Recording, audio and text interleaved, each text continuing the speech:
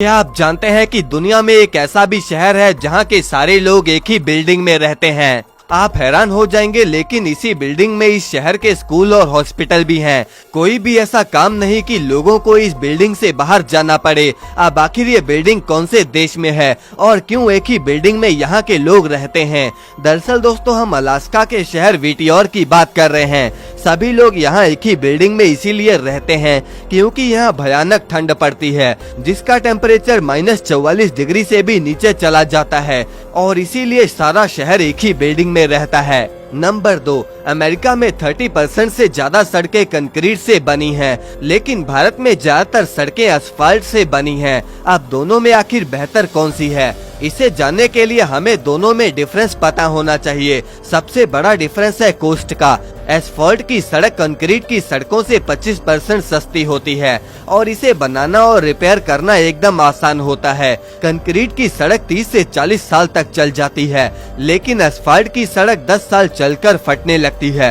Asphalt की सड़क में क्रैक्स आ जाते हैं और ये सड़क पानी लगने पर खराब भी हो जाती है और इसीलिए न्यूयॉर्क की ज्यादातर सड़कें कंक्रीट से बनी हैं। नंबर 2, अनंत अंबानी दोस्तों 8 करोड़ रुपयों की रोल्स रॉयस से उतरे। आपको भी लग रहा होगा कि ये उनकी सबसे महंगी चीज है, लेकिन शायद आपको ना पता हो, लेकिन जो अनंत अंबानी ने ये घड़ी पहनी है, ये रिचर्ड मिले की घड़ी है। इस घड़ी की कीमत में दोस्तों 6 से 7 रोल्स रॉयस गाड़ियां आ जाएंगी। जी हाँ दोस्तों, इस घड़ी का नाम है रिचर्ड मिले ग्रीन सेफर एडिशन, जिसकी कीमत है 55 करोड़ रुपयों से भी ज्यादा। नंबर 3, आप शायद ना जानते हो, लेकिन दुनिया में एक ऐसी ट्रेन है जो पटरियों पर नहीं बल्कि सड़क पर चलती है। ट्रेन भी वैसे एक तरह से सड़क पर ही चलते हैं, लेकिन उन सड़कों के अंदर पटरी बिछी रहती है। लेकिन जिस ट्रेन की हम बात कर रहे हैं उसकी पटरी सड़क पर भी नहीं होती और साथ ही में इसे चलाने के लिए किसी ड्राइवर की भी जरूरत नहीं पड़ती। अब आखिर ये कैसे पॉसिबल है और कौन सा इतना हाईटेक देश है?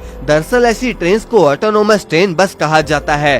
इसे ट्रैम, ट्रेन और बस का मिक्सचर भी कहा जाए तो कुछ गलत नहीं होगा। इन ट्रेन को सड़क पर चलाने के लिए कुछ ऐसे पेंट से लाइन बनाई जाती है। अब इन ट्रेनों में कुछ ऐसे सेंसर होते हैं जिससे ये ट्रेन इन लाइन के ऊपर ही चलती रहती है। बाकी इन्हें चलाने के लिए ट्रैक्स की जरूरत इसीलिए नहीं होती क्योंकि इनके पहिए ट्रेन की तरह लोहे के नहीं बल्कि रबर के टायर होते हैं। इस ट्रेन को चलाने वाला देश ना कि जापान है और ना ही अमेरिका, बल्कि वो है चाइना। नंबर 4, ये है हैमर हेड वर्म, हथौड़े जैसे सर वाला कीड़ा। साइंटिस्ट का कहना है कि अगर ये आपको दिखे तो तुरंत इसे मार दो, क्योंकि ये नॉर्मल अर्थ वर्म को मारते हैं जिससे पूरे इकोसिस्टम को नुकसान पहुंचता है। लेकिन मेरे हिसाब से इस कीड़े को मारना नहीं बल्कि काट देना चाहिए, जो कि बिल्कुल ही गलत तरीका है। दरअसल इससे एक का डबल हो जाएगा। अगर इसके आप 10 टुकड़े भी कर दोगे तो भी वो रीजनरेट करके 10 नए वर्म्स बन जाएंगे। इसीलिए दोस्तों इसे बिना छुए एक जार में बंद करके उसमें नमक या विनेगर डालना है। इसके बाद इस जहरीले कीड़े को फ्रीजर में रखना है, जिससे ये खुद ब खुद घुल जाएगा। खैर जो भी हो, इतनी मगजमारी अब कौन करेगा। नंबर 6, क्या आपने सोचा है कि भारत के डैम्स में ऐसे कुछ बैरियर क्यों बने रहते हैं? दोस्तों पानी इससे टकराता है तो बहुत अच्छे तरीके से नीचे जाता है। दरअसल इसे बेफल पियर्स कहते हैं। दरअसल ये बड़ी काम की चीज है। जब डैम में पानी ज्यादा हो जाए तो वो ओवरफ्लो होकर इसी बेफल पियर से होकर गुजरता है।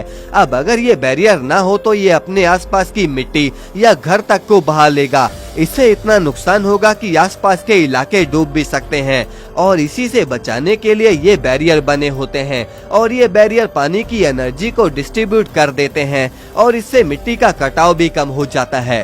तो दोस्तों ये थी हमारी आज की वीडियो।